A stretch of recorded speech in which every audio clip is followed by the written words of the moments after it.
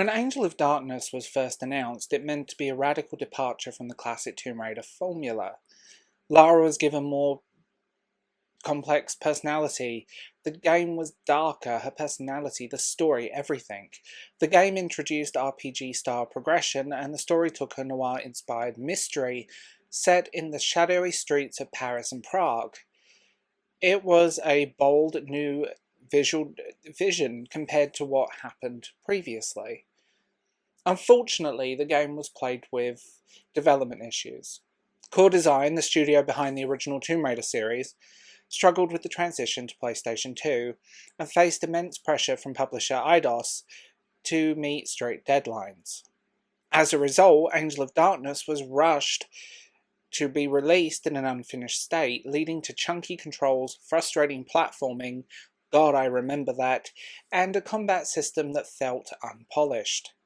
Worse still, significant portions of the game were cut.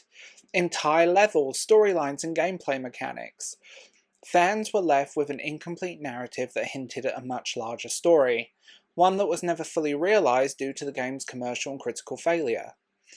The planned trilogy was scrapped, and ultimately the core design became no more, and Tomb Raider was handed over to Crystal Dynamics. Despite these setbacks, Angel of Darkness remains one of the most fascinating entries in the series. Its dark, mature tone, haunting and somewhat beautiful soundtrack, and unique game atmosphere that had kept fans intrigued for over 2 decades. Now, with the remaster, the game has finally reached its potential. I'm Will. I'm the Bald Book Geek. I'm not moaning about something. Let's talk about something I love. Like, sub, tell me what you think in the comments below, and remember to check out membership and Patreon for exclusive content you'll never get anywhere else. Okay, I'm going to keep this as spoiler-free as possible. And I'm just going to put out there that I'm not going to go too much into things, although you probably all know the story anyway. But having played this new remaster, which is not so much a remaster as a restoration, let's talk about it. Let's just go into something I'm unbelievably nerdy over, and I love. Fans are finally getting the version of the game they always wanted. When details started emerging, I was so excited. I was going to talk about Last Revelation, my favourite Tomb Raider game, and also Chronicles, but this one ended up taking so much of it because there's so much more to talk about in terms of the game. So, one of the biggest criticisms of the original game was its sluggish tank-like controls.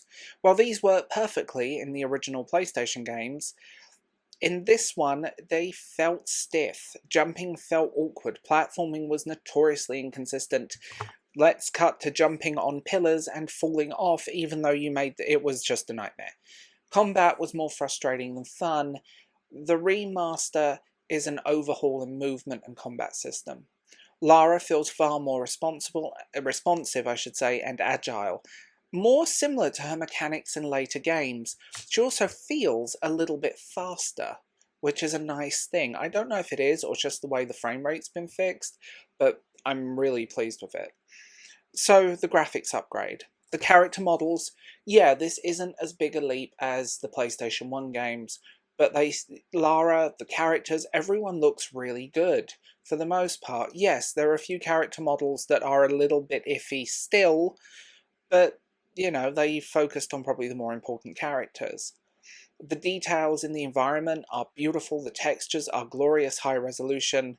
There is some AI upscaling going on in the Louvre, but we won't talk about the nightmare fuel that is the Mona Lisa's face. Fix that. Please fix that. Please, it's nightmare fuel. The lighting effects are also stunning, and the weather effects look fantastic. The original game, say what you want, already had a very strong aesthetic, filled with dark alleys, eerie abandoned buildings, and a European Gothic atmosphere. This remaster brings us up to the next level. Like I said, it's not really a remaster, more a restoration of a game that is just perfect. Now, you know, it's, my god. Like I said, this was going to be about the whole trilogy, and then it kind of exploded and I realised I had more to say. It's also restored certain cut content. Without going into too much detail, there's a lot restored in this game, be it different paths in the opening level and some stuff later on, cut lines of dialogue and so on. I hope we get more with future updates. I mean, Angel of Darkness was a big project to start with, and a lot of stuff was removed due to time constraints. Maybe, in time, the final pieces of this puzzle will get put in place. But I want to say this, Curtis, love this character, the mysterious secondary protagonist. I like his mystery, and he can finally use his swirly weapon thingy. So I was happy. The body horror elements of this game are so strong, and it just works. Now, the original game's AI was notoriously poor, and there have been minor improvements. In the original game, the enemies would either stand still or behave strangely. A remaster has definitely improved the intelligence of the enemies just slightly. Combat also feels much more fluid.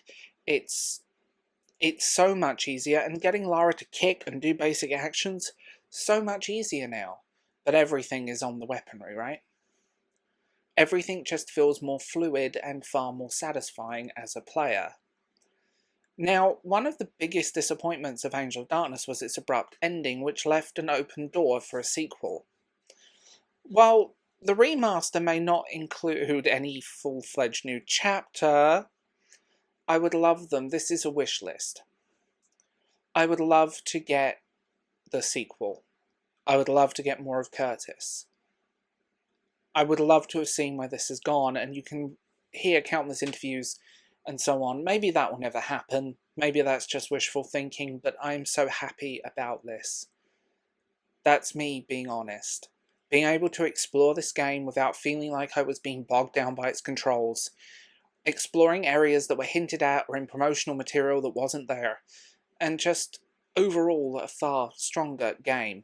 Yes, it didn't receive quite the overhaul that the previous games had had, but this is more of a full restoration than just a remaster. For years, Angel of Darkness has been viewed as the black sheep of the Tomb Raider franchise. It had fantastically ambitious ideas, hauntingly beautiful world that's never been forgotten by fans, and this remaster, like I said, represents more than just a visual upgrade, a restoration, and honestly an opportunity for redemption. If you want the honest truth, this game repairs the reputation of the original, and I hope a new generation of gamers find this game and play it. More than 2 decades later, the potential that was once lost to rush deadlines and unfinished ideas has basically been realised. And with the way they're working and potential updates coming in the future, who knows what we're going to get? I can't wait. My one bugbear of criticism, though, it's missing the documentary on the making of Tomb Raider that was included in the game. The special features are missing. Maybe that will come later as well, because I think that documentary is quite eye-opening. It's only short, and you can actually watch it on YouTube, but it's definitely worth looking into. So, I will leave this one here. I hope you have a fantastic day. Like, sub, tell me what you think, and don't forget membership and Patreon for content you'll never get anywhere else.